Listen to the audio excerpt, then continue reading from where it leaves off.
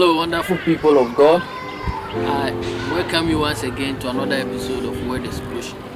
It is always an excitement to come your way with the Word of God.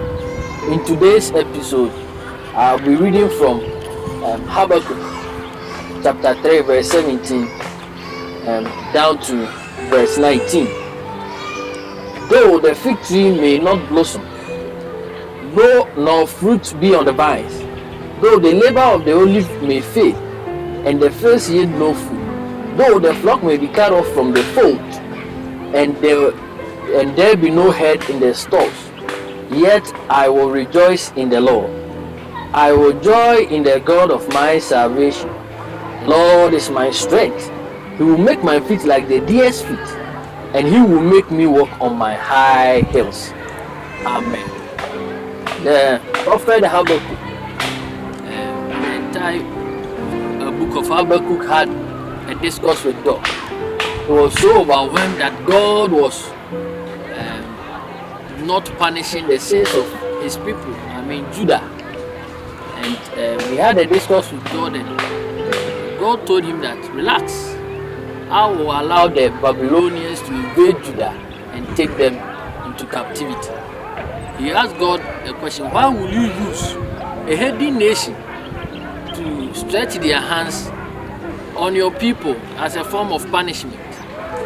And he did not understand the full plan of God. Like all of us, nobody fully understands God, but he put his trust in him.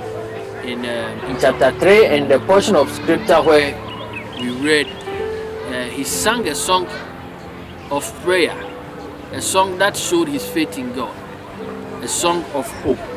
So I am speaking on the topic, hope in times of trials.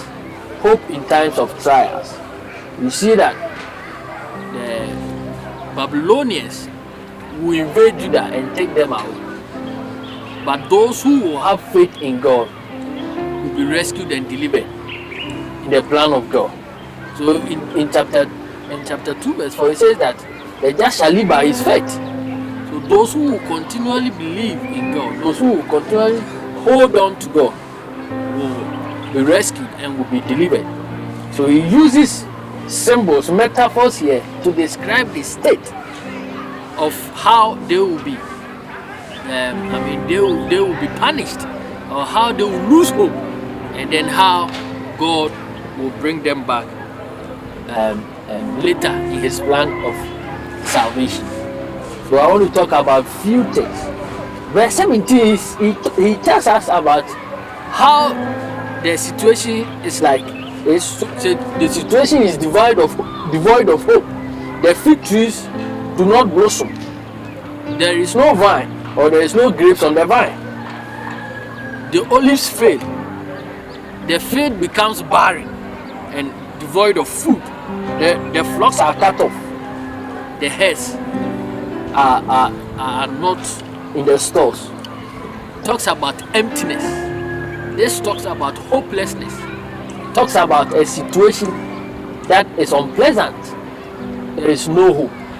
And at times, as believers, we find ourselves in situations as of this manner, in like manner as the prophet talks about in his song of faith or in his song of prayer. We go through troubles. Christianity is not a life that is that is devoid of troubles. There are afflictions. Sometimes we get discouraged. Sometimes we go through temptations and turbulence and a whole lot. But it doesn't end there. We have hope in times of trials. There is hope in times of trials. He says that yet I will rejoice in the Lord. I will rejoice in the God of my salvation. It reminds me of the Apostle Paul in Philippians chapter 4 verse 4. He says that, rejoice. I say again, rejoice. Even though he was writing from prison, let me say it, that he was in chains. So he was writing from prison, and he was telling people who were freed, who were not in chains, to rejoice. What an irony. But we must rejoice in our Lord. We must rejoice in God, because there is hope for us even in times of trials. We will be in despair, yes, we will be discouraged. We will be in situations that are uncertain, but we have God He said, I will rejoice in the God of my salvation. Why do we have hope in times of trials? He says that the Lord is the God of my strength. We have hope in times of trials because of God's strength. Because God will strengthen us. Those who wait upon the Lord shall renew their strength. We will be fortified. We will receive strength from God. In times of trials, when we look up to God, He gives us His strength. He helps us.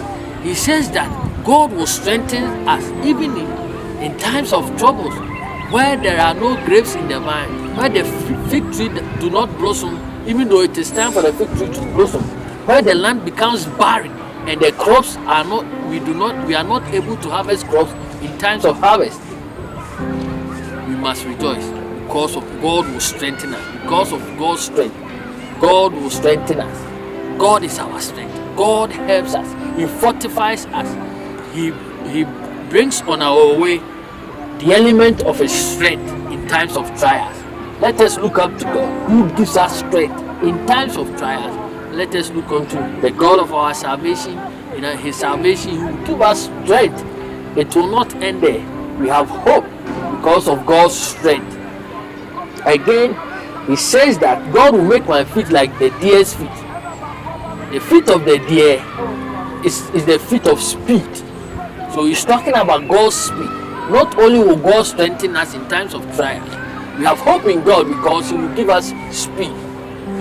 The feet of the deer, according to research, the deer can jump over obstacles as far as the height of 8 feet.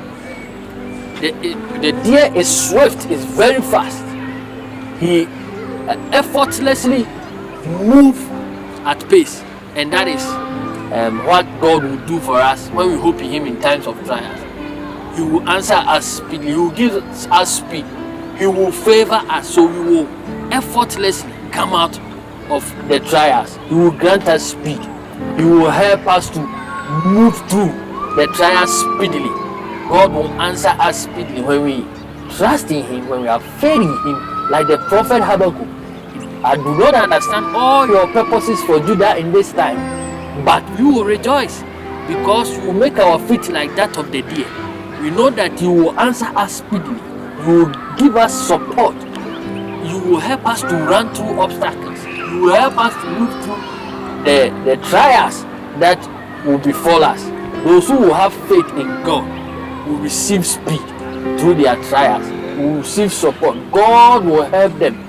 They will not use their own effort. God will help them to come through it. He will give them speed.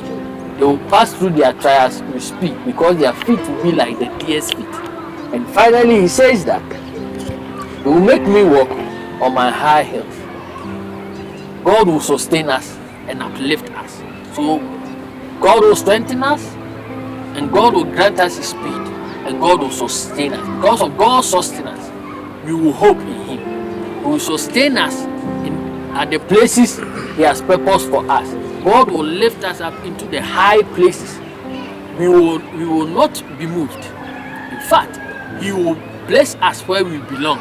He will sustain us on the high place. He will put our feet on the higher ground, on a higher plane, on a higher pedestal in His purposes. We will not remain low, but we will remain high. We will be the head, even in times of trial. We will look up unto the God of our salvation. He will sustain us in the high places where He has ordained us to be. And the psalmist says that God is the lifter up of our heads. We will not remain in gloomy places. He will lift us up. He will sustain us in higher places. In Exodus chapter 50 verse 1, Moses singing had this to say, that the Lord is my strength. He is my song. He has become my salvation. God will strengthen us, and that He will give us a testimony. He will be the object of our praise. In the end, He will save us. He will place our feet on a higher ground. He will place our feet on a higher pedestal. We will not stay low forever. When we are at our waist end, we will trust the God.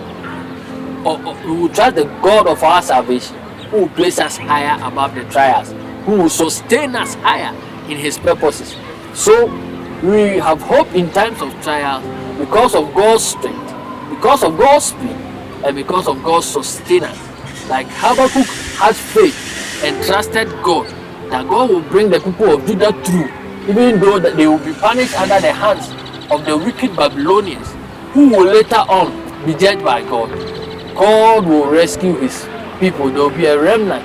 Those who will have faith in God, they will live. The just shall live by faith, and that God will bring them through their trials. So is it with us. In times of our trials, as we face this pandemic, let us hope in God, who will bring us through. He is our strength. He is our speed. He is our sustainer. Ladies and gentlemen, God bless you.